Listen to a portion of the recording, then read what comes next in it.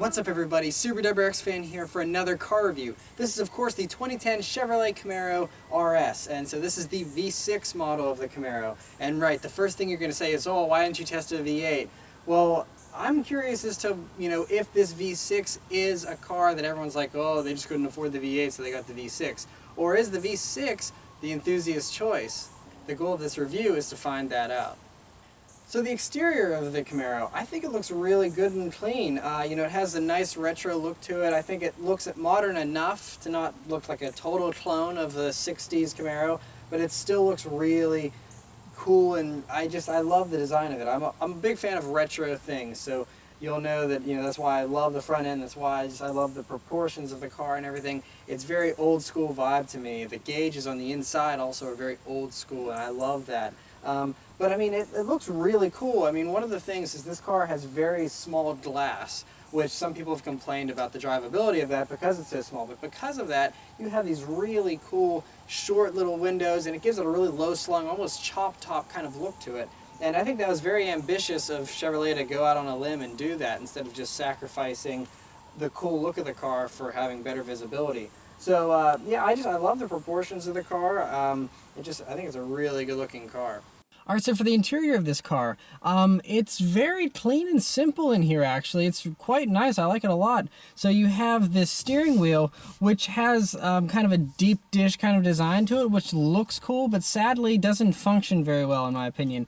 I like resting my hands at the 9 and 3 position in this wheel, and the way it's dished so deeply, you can't really get a good grip on it at the 9 and 3 position. So you're either up like this, at the 10 and 2 and look like you're about to run someone off the road, or you just end up driving around like this, which is what I do, because this is a car you cruise around in anyway.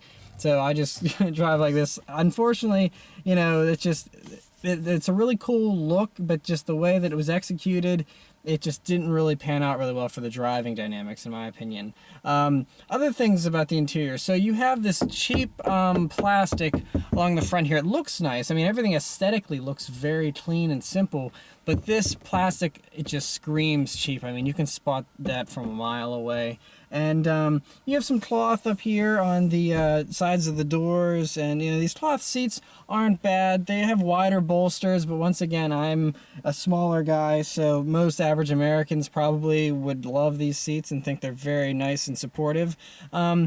Otherwise, though, I mean, just more of this hard plastic. I mean, this is a Chevy, so a lot of you guys are saying, I told you so. But, I mean, it's just, this plastic is just, it is very hard. I mean, you have a nice little storage bin down here. You have a little tray down here to put a phone or something. Aside from that stuff, though, there's really not many places to put things. But it's fine. I mean, this is a muscle car. You're not looking for storage space. The one other weird thing, though, is this shifter. This shift knob, and the shifter I'll talk about later whenever I'm actually shifting gears, but this shift knob is almost as big as a baseball. It's ridiculously big. I mean, it just adds to the clunky feel of the shifter, but it's enormous. I don't think I've ever used a shift knob that big in my life. Radio design here is really cool and clean. I really like the way everything's set up. It's pretty straightforward, pretty easy to use, no complaints whatsoever there. I mean, it's a simple basic unit. We don't have any navigation or any kind of screen other than the simple, two-color screen we have here. But yeah, not much to write home about, but nothing to complain about either over there. The gauges are one of my favorite parts of this car. It has very retro gauges, and I love retro stuff. That is just awesome to me. I love the gauge design. Very clean and simple, straightforward, and it does a great job of telling you the information you need to know and nothing more. So I really like that. Otherwise, though, there's not a lot of headroom in here. I mean, I'm 5'9". I have my seat up a little bit, so you could probably put the seat down and get some more headroom here, but I really only have a few inches here. And like I mentioned when I was outside, the glass is all very small in this car. So, this is, I mean, I can't even, put my forearm out the window. I mean, it's very small here. And so otherwise, I mean, there's room here. I mean, there's plenty of shoulder room. Elbow room isn't really a complaint or anything. It's just the glass is all very small. Some people have likened it to driving around in a tank. And I wouldn't say it's quite that bad, but it certainly is the most closed off greenhouse I've ever experienced. But that's nothing bad. It doesn't bother me at all that I don't have tons of glass. The back seat in the Camaro is about average for any other kind of muscle car. You have, you know, a good amount of space. You can fit some average or below average size adults in here pretty comfortably. You know, obviously kids fit back there fine, but you know, it's not a rear seat you would want to be using every day. But it's certainly not bad. It's livable. All right, so let's take it for a drive and see how it does.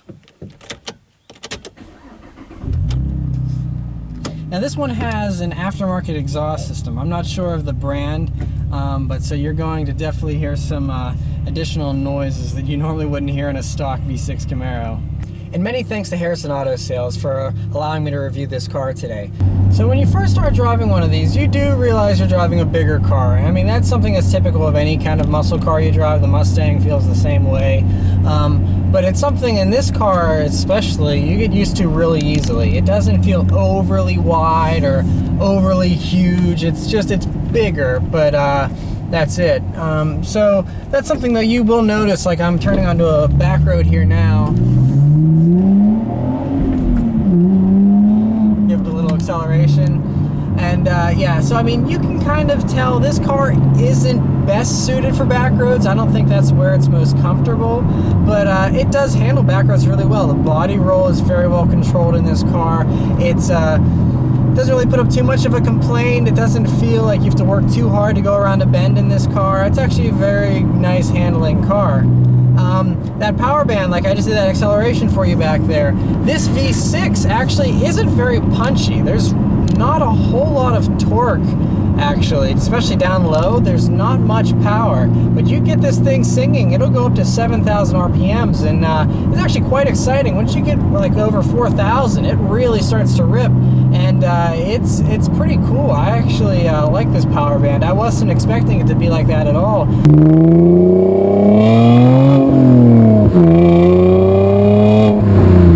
But I mean, if you want torque, you have to get a V8. This thing does not feel very torquey, but it certainly has plenty of power. Now we're dealing with 306 horsepower or so in this car, and so that's about par for the course. I mean, the V6 Mustang puts out right around the same horsepower as well, and so I mean, this makes it a fast car in a straight line still. I mean, yes, so it's a little on the heavier side, but 300 horsepower gets just about anything up and moving pretty well.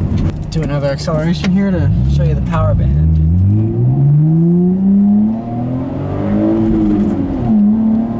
Yeah, see, it's definitely likes the higher RPM band much better than the low RPMs. It's a cool motor, I like that. This exhaust system, I'm not sure of the brand, so I can't really comment on it a whole lot, but it's definitely droney. If you're not in a high gear like I am now, it'll drone. Like if I was in fifth, if I get a third, it'll, you hear that, ooh, it's just bass, that's all it is. And so obviously this isn't my choice for an exhaust system, but there's plenty of great options out there for this car to make it sound really cool, I'm sure. So yeah, I'm pretty impressed with this car so far. I mean, you know, you definitely can't rush the shifter. That's another thing. This shifter is big and clunky, and there's no escaping that. So you can't speed shift very well. You, at least not without any aftermarket help. Just the way this is right now, you can't. It doesn't feel very good to shift. The gates for each gear aren't very well defined. And everything about it, it's just not an enjoyable shifter to use, if I'm honest. But the steering is extremely sharp and precise. I really like that about this as well. But I'm going to drive this car for a little bit longer here and give you a better idea of what it's like to drive over a longer period of time.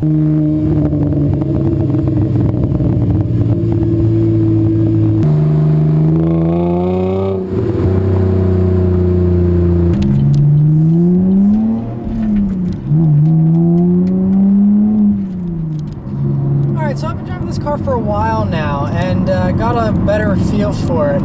First thing I want to say is the C-pillars are pretty massive and obstructive, and you cannot see anything whenever you're backing out. So you're backing out of a parking space, it's downright hazardous in this car. I mean, because you have a pretty narrow rear window and there's absolutely no room. You just can't see when you're backing out of spaces if there's anybody there or not. So that is Obviously, you know, sacrifices are made with the style and design of this car, but that's something that really, I think, would get annoying after a while.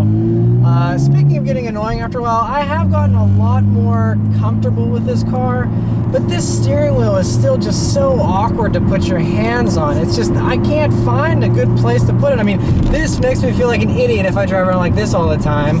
This, I can't grab if my fingers are where paddles would be if I had a double clutch. I mean, so this is just weird to hold at the 9 and 3. Down here, you have no control. There's just, I can't find a good place to put my hands on this steering wheel. I don't know if that's just me or what, but I do not like this steering wheel one bit. But I mean, okay, aside from that little complaint, otherwise, one thing I was impressed about with this car is the ride. The ride quality in this car is pretty nice, actually. You know, for considering this is a Chevy first off, and considering it's a car that's supposed to be, you know, sports car, kind of, you know, muscle car, aggressive kind of thing, it's actually not a bad ride. I mean, I'm pretty impressed compared to the other sports cars that you could compare this to, like the Genesis or the 350Z, 370Z, things like that. I think have a slightly rougher ride, whereas this is a little bit smoother, and it's really nice for just cruising, you know, along on a straight road like I am right now.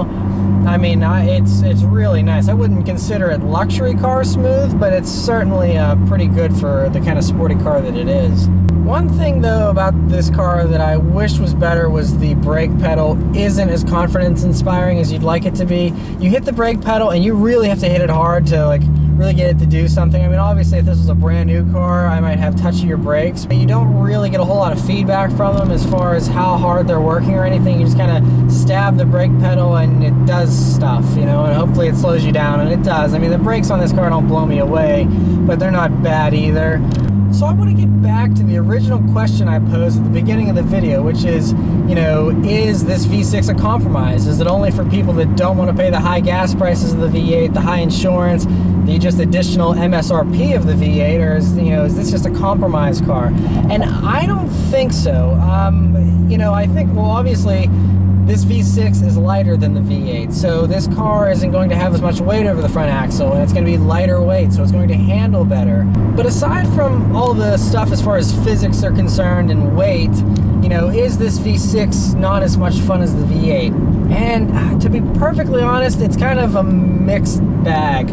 So, you know how I love lower horsepower motors because that means you can just exploit them way more and drive them harder and not have to worry about being thrown in jail for it. And that's true in this car as well. I mean, you can drive this thing pretty hard and not go super fast, which is very much appreciated in my eyes. And so that's something that I like about this, but at the same time, this car just doesn't feel right without all that torque and the V8 growl and everything. To me, this is just I think it would be more fun with a V8 myself. But this is a great motor for sure. I think personally, I'd still rather have a V8 just because Camaro and V8s go together just like a hot dog at a ballpark. You just always kind of want the V8. So, you know, I'm conflicted. This V6 is great, but at the end of the day, yeah, I would rather have the V8. But yeah, guys, I was glad to be able to review this car. This was one that many of you had asked for, and I'm glad to be able to mark it off the list and move on to the next one. So let me know what you think about the Camaro V6. And for some of you that had specifically asked for this review, if there's something I missed, you know, ask in the comments section, and I'll be sure to, you know, write back and let you know other things about the car that I didn't mention in this video. Once again, many thanks to Harrison Auto Sales for allowing me to review this car today. This car is available through their dealership, so if you're interested in this specific car and you're nearby, give them a call, come by and check it out, and they'll be sure to help you out.